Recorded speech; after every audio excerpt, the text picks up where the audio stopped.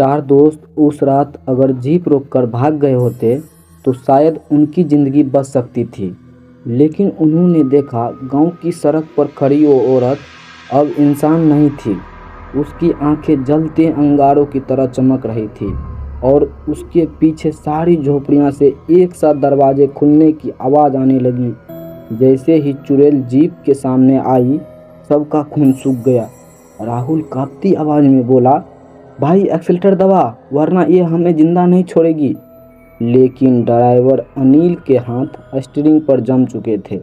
वो औरत धीरे धीरे जीप के बोनेट पर चढ़ने लगी। उसके नाखून खिड़की पर खींचते तो शीशे पर चिंगारियां दिखने लगती।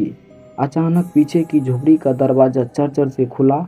वहां से और भी लोग बाहर आने लगे, लेकिन ये लोग नहीं थे। उनकी चाल टेढ़ी मेढ़ी, चेहरे झुककर लटक रहे और आंखें खून से भरी हुई।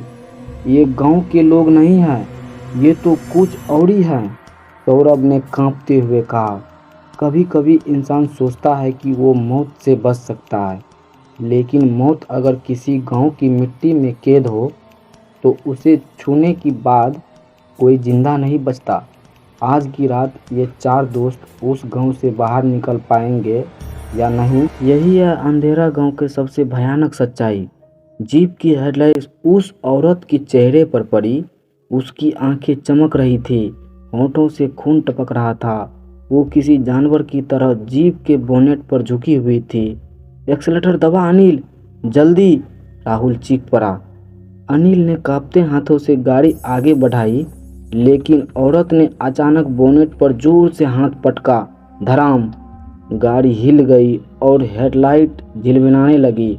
इसी बीच दोनों तरफ की झोपड़ियां से दरवाजे खुलने की आवाज़ आने लगी। चर चर चर चर, सैकड़ों खून से सने हाथ बाहर आते दिखे।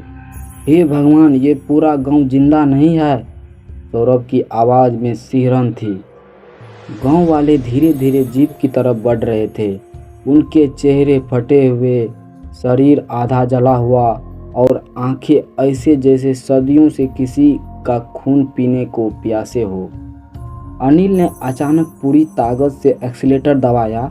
जीप धड़धड़ाती हुई आगे बढ़ी और चुड़ैल बोनेट से फिसलकर गिर गई। भागो जल्दी, सब चिल्लाए, लेकिन सड़क जैसे कभी ख़त्म ही नहीं हो रही थी।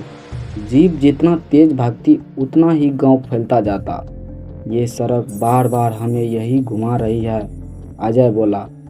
राहुल ने डर से पीछे देखा। वो औरत फिर से जीप के पीछे दौड़ रही थी। उसकी रफ्तार इंसानों जैसे नहीं थी। वो जमीन को हाथों से पटकती और छलांग लगाकर जीप के बिल्कुल करीब पहुंच जाती। अचानक जीप रुक गई। इंजन बंद हो चुका था। जीप के सामने अब गांव का एक पुराना मंदिर दिख रहा था। मंदिर की सीढ़ियों पर एक विशाल पत्थर की मूर्ति थी। उस मूर्ति के चेहरे पर वही औरत की शक्ल बनी हुई थी। ये क्या है, सौरभ ने कांपते हुए कहा। तभी मंदिर के दरवाजे अपने आप खुल गए। अंदर से ढेर सारी औरत की चीखें गूंजने लगी। भागो नहीं तो वही होगा जो हमारे साथ हुआ, आवाज़ें गूंज रही थी। चारों दोस्तों ने मंदिर के अंदर जाने की हिम्मत की। जैसे ही वो अंदर पहुंचे, उन्हें पुराने तांबे की पट्टियां दीवार पर जड़ी हुई दिखी। उस पर लिखा था, सदियों पहले इस गांव में औरतों को तंत्र मंत्र के नाम पर जिंदा जलाया गया था। उनकी आत्माएं यहाँ बंध गई है और अब हर अमावस्या को ये गांव जीवित हो उठता है। नए मेहमानों के खून से अपनी प्यास बुझाने के लिए तलाश करती है। राहुल की रूह कांप गई। मतलब हम इस गांव से निकल ही नहीं सकते। तभी पीछे से वही औरत चुड़ैल मंदिर में दाखिल हुई। उसकी चीख इतनी भयानक थी कि दीवारें हिल गई। जीप बाहर खड़ी थी, लेकिन रास्ता गायब हो चुका था। अब बचने का सिर्फ एक तरीका था, उस मूर्ति को तोड़ना। अजय ने पास रखी लोहे की छड़ उठाई और मूर्ति पर प्रहार किया। धड़ाम, पहली चोट से मूर्ति पर दरार पड़ी। औरत ने डर से चीख मारी और चारों तरफ के भूत गांव वाले दर्द से तड़पने लगे। यही है रास्ता, मूर्ति तोड़ दो, सौरभ चिल्लाया। चारों ने मिलकर पूरी ताकत से मूर्ति पर चोट मारी। धड़ाम, मूर्ति गिरकर टुकड़े टुकड़े हो गए।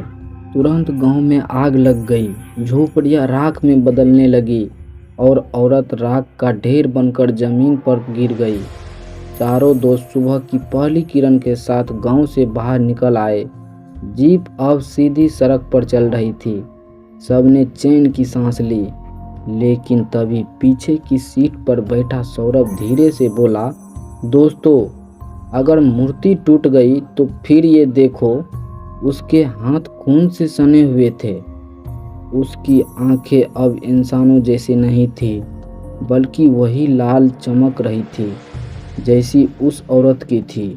जीप का इंजन खुद ब खुद बंद हो गया और चारों तरफ फिर वही सन्नाटा छा गया।